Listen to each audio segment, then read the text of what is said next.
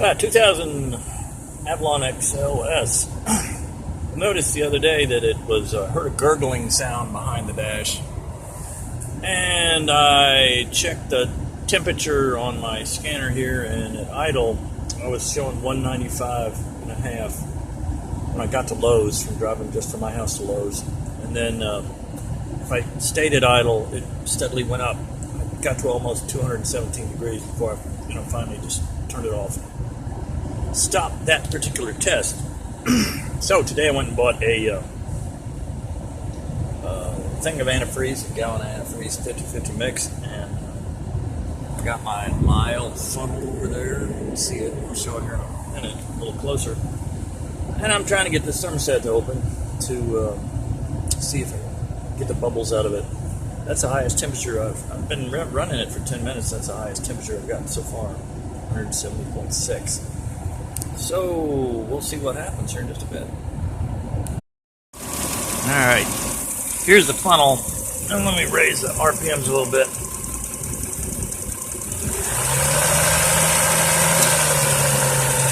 I haven't seen any bubbles coming out of it.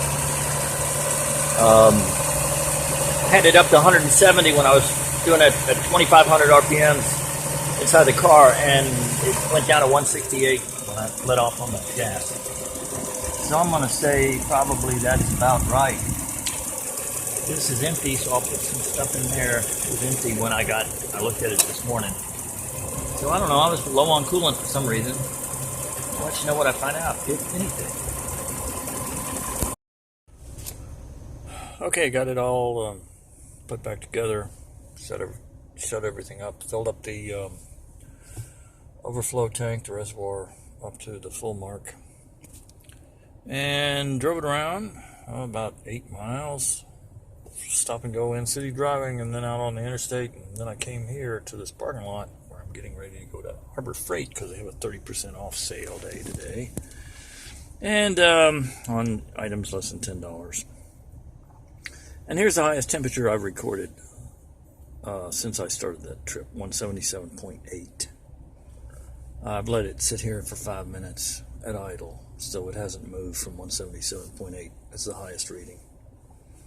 Here's my other readings. You can see intake air temperature 105 because I've been out riding it. Obviously it's like 40 degrees outside, but 105 under the hood.